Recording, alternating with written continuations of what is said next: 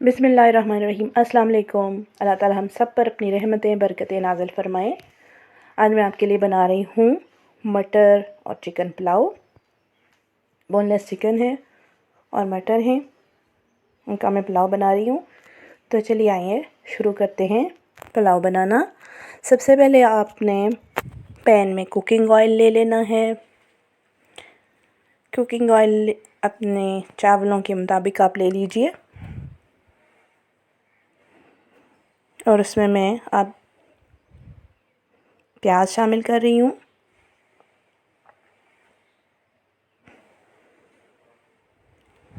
प्याज को मैं अच्छा सा ब्राउन करूँगी। ये देखिए मैंने प्याज शामिल कर दिया है और अब मैं इसे फ्राई करूँगी और अच्छा सा ब्राउन कर लूँगी।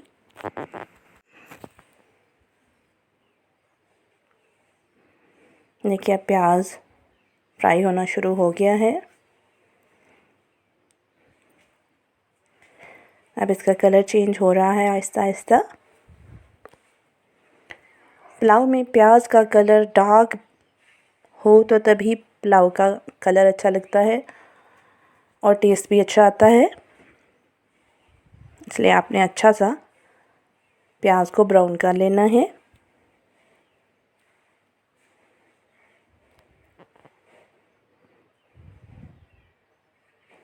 अब मैंने इसमें खरा मसाला डाला है, तेज़ पत्ता डाला है, साबुत ज़ीरा डाला है और बड़ी इलायची डाली है।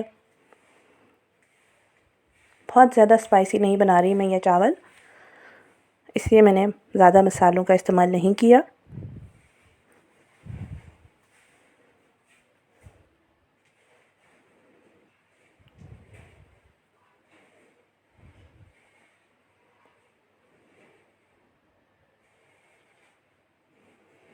साथ साथ चम्मच को चलाते जाएं ताकि प्याज एक तरह से ब्राउन हो। देखिए माशाल्लाह से प्याज ब्राउन हो चुकी है, बहुत खूबसूरत कलर आया है। अब मैं इसमें बोनलेस चिकन शामिल कर रही हूँ। ये देखिए बोनलेस चिकन मैंने शामिल कर दिया है और अब मैं बोनलेस चिकन को प्याज के साथ कुछ देर के लिए फ्राई करूँगी ताकि चिकन का कच्चापन दूर हो जाए और उसका पानी खुश्क हो जाए।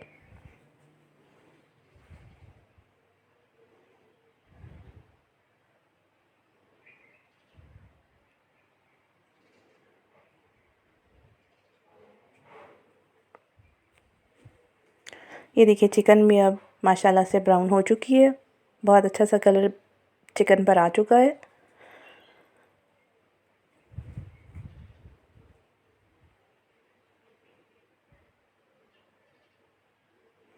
अब मैं इसमें मटर शामिल करूँगी।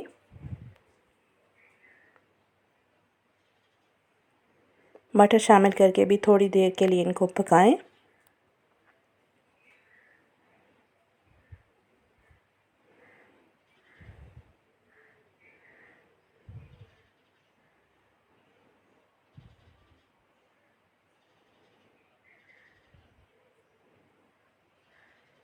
थोड़ी सी काली मिर्च मैंने शामिल की है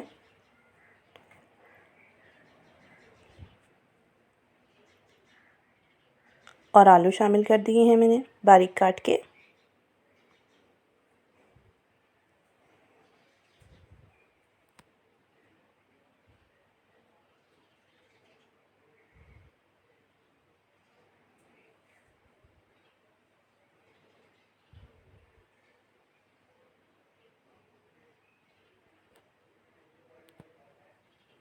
नमक अपने टेस्ट के मुताबिक आपने शामिल कर लेना है।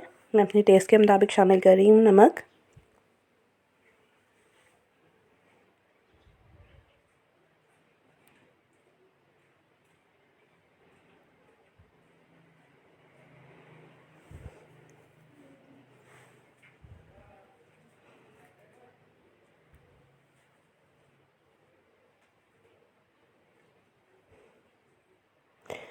थोड़ी देर इन चीज़ों को पकाने के बाद मैं इनमें پانی شامل کروں گی۔ جتنے آپ نے چاول بھگوئے ہیں اس سے ڈبل پانی آپ نے ڈال دینا ہے اس میں۔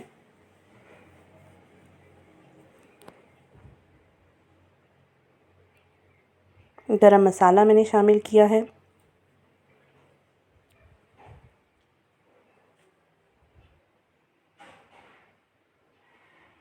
تھوڑی دیر پکانے کے بعد اب میں اس میں پانی شامل کر دوں گی۔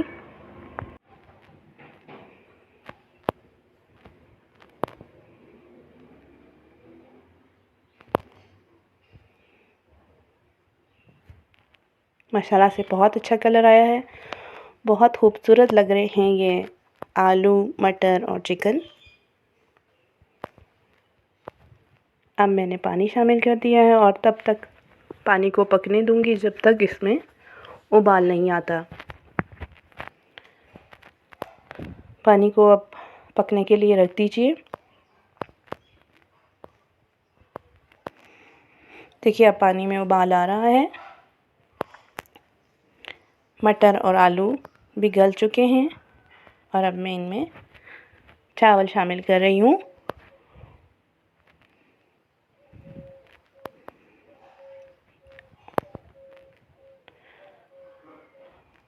اب میں اس کو پکنے دوں گی۔ چاول پانی ابزارب کر لیں گے۔ جب تک پانی خشک ہوتا ہے اس کو پکنے دیجئے تیز آنچ پہ۔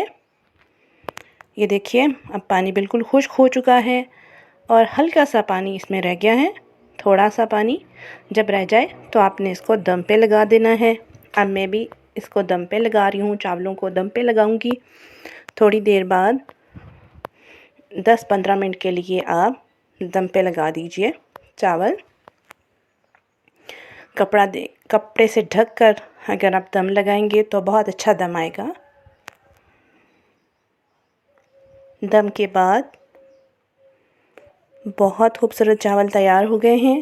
ماشاءاللہ سے خوشبو تو بہت اچھی ہے۔ آپ بھی ضرور ٹرائی کیجئے گا۔ خوش رہیے گا، آباد رہیے گا، دعاؤں میں یاد رکھیے گا۔ میرا چینل سبسکرائب کرنا نہ بھولیے گا۔ اللہ حافظ۔